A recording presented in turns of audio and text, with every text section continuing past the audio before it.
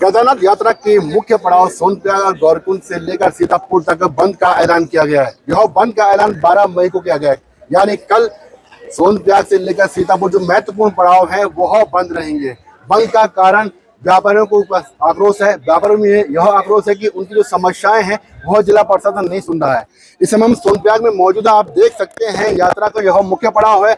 यहाँ से सरल सेवा के जरिए जो यात्री हैं गौरीकुंड के लिए जाते हैं वाहन यहाँ पे लगते हैं। इसके अलावा जो यात्री हैं उनके रजिस्ट्रेशन भी यहीं पर चेक होते हैं। उसके बाद धीरे धीरे करके उनको केदारनाथ धाम के लिए छोड़ा जाता है, जिसके बाद वे अपनी टैक्सी यूनियन इन संगठनों ने कल का बंद का ऐलान किया है। और यह बंद क्यों किया जाएगा, क्या उनकी समस्याएं हैं, उनको जानने के लिए हम इन व्यापार संघ पदाधिकारी से बात कर लेते हैं कि क्या कुछ उनकी जो समस्याएं उनके समाधान नहीं हो पाया, जिस कारण वे बंद का ऐलान कर चुके हैं। और कल यहाँ पर चक्का जाम की जो है व्यवस्था की जाएगी, चक्का जाम किया जाएगा। तो आप बताइए क्या समस्या है जिसका समाधान नहीं हो पाया है और आप लोग कल जो है बंद करने को तैयार हैं? यहाँ पे यात्रा को लेकर कई सारी समस्याएं हैं जिसका निराकरण शासन प्रशासन नहीं कर पाया है। सबसे पहले आपको बता दूं कि जो जगह जगह यात्रियों को बेवजह रोका जा रहा है यहाँ पे, और अपने नियत समय पे नहीं पहुँच पा रहा है, ना ही उसके दर्शन हो पा रहे हैं।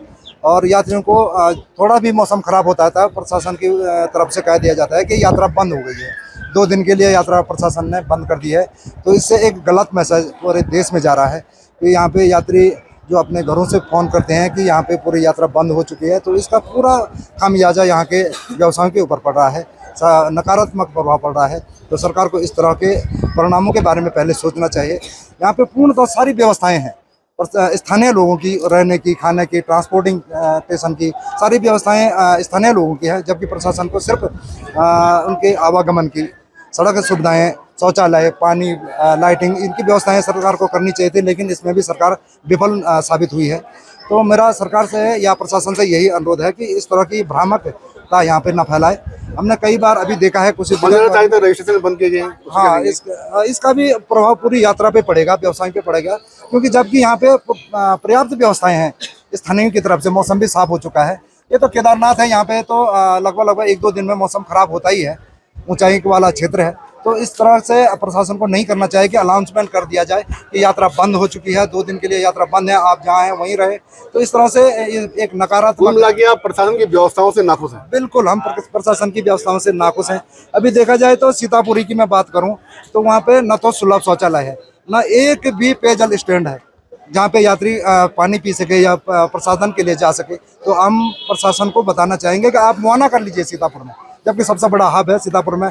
पार्किंग में उन्होंने 5-6 सुलभ शौचालय बना दिए हैं, लेकिन जो मार्केट है, मेन मार्केट है, उसमें एक भी सुलभ शौचालय नहीं पानी स्टार्ट पोस्ट है, तो यहाँ पे यात्री पानी भर सके या पानी पी सके। तो इस तरह की कई सारी समस्याएं हैं जिसको सरकार को या प्रशासन को दुरुस्त करने की आवश्यकता है। हमारे साथ मौजूद सोनप्रयाग के व्यापार संघ अध्यक्ष, उनसे भी जान लेते हैं कि कल वो बंद करेंगे तो बंद के बाद जो तीर्थयात्रियों के सामने समस्याएं आएंगी वह भी काफी दिक्कतें भरी रहेंगी। तो सर ये बताइए कि आप बंद करने जा रहे हैं, प्रशासन के सामने आपने अपनी मांगे रखी होंगी, नहीं हो पाया है, तो इसका एक मुख्य जो कह सकते हैं कि रास्ता आपको यही है कि बंद कर सकते हैं।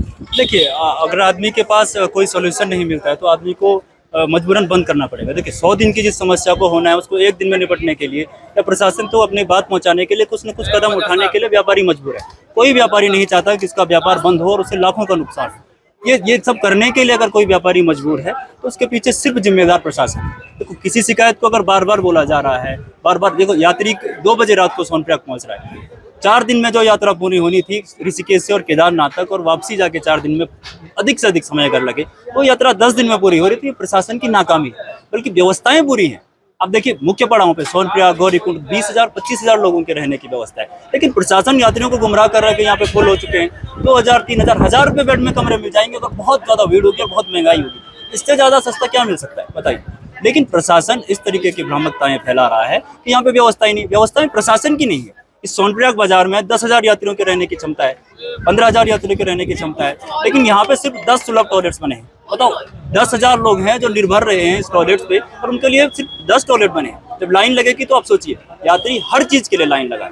देखो, यात्री का रजिस्ट्रेशन है तब भी उसको लाइन लगाना है, यात्री का रजिस्ट्रेशन नहीं है तब भी इसे लाइन में लगाना है। एक यात्री को सिर्फ परेशान किया जा रहा है प्रशासन की तरफ से। और इसका जिम्मेदार कौन है? इसका जिम्मेदार प्रशासन ठहरा है अव्यवस्थाओं को। और अव्यवस्थाएं किसकी? लोकल की, क्योंकि लोकल की तरफ से सारी व्यवस्थाएं हैं। गरोल जी, यहाँ पर हजारों की संख्या में तीर्थयात्री पहुंचे हुए हैं। कल अगर आप बंद रखते हैं तो उन्हें भी दिक्कतें होंगी, तो कैसे करके? देखिए, ये तो प्रशासन को सोचना चाहिए। 4 दिन पहले हमने अल्टीमेटम दिया था कि आप अव्यवस्थाएं हो रही हैं, आप इस पे कीजिए, वरना उग्र आंदोलन होगा। लेकिन प्रशासन ने अभी तक, आज 3 दिन हो गए हैं और कल बंद करने की वो है, आज अभी तक प्रशासन ने सुध नहीं लिए। कहाँ बाजार बंद रहेगा? देखिए, बाजार तो बंद रहेगा, सोनप्रयाग बाजार बंद रहेगा, गौरीकुंड बाजार संपूर्ण रूप से बंद रहेगा, होटल स्टेशन फाटा से लेकर और केदारनाथ तक होटल स्टेशन वो संपूर्ण बंद रहेंगे, टैक्सी यूनियन बंद रहेगा पूरा, ट्रेड यूनियन के जो घोड़ा खच्चर है वो पूरे बंद रहेंगे, अगर एक सुचारू वार्ता नहीं होती है। ये बताइए कि व्यापार संघ के अधीन कितने व्यापारी होंगे सोनप्रयाग, गौरीकुंड, अन्य जगहों पर कितने व्यापारी, कितने ट्रेड यूनियन, कितने टैक्सी यूनियन के लोग रोजगार जुड़े होंगे? देखिए, यात्रा कालीन है, आप ये समझिए कि छोटा बड़ा व्यापारी मिला के एक बाजार में कम से कम 1500 से 2000 व्यापारी एक बाजार में होंगे। तो अब लगाइए कम से कम 10,000 से ऊपर जो लोग हैं जो प्रभावित होंगे सीधे सीधे, है ना। और बाकी जो लोग हैं, जैसे जो पैदल चलते हैं लोग, जो फेरी करते हैं, उनका अलग आंकड़ा होगा। तो कुल मिलाकर देखा जाए जो प्रशासन की व्यवस्थाएं हैं उससे नाखुश हैं व्यापारी, और उनका साफ तौर पर कहना है कि 12 मई को वो बंद करेंगे, जिसके बाद अगर समस्याओं को समाधान नहीं होता है तो उसके आगे की रणनीति भी तय की जाएगी। रोहित डिमरी, एबीपी गंगा, सोनप्रयाग।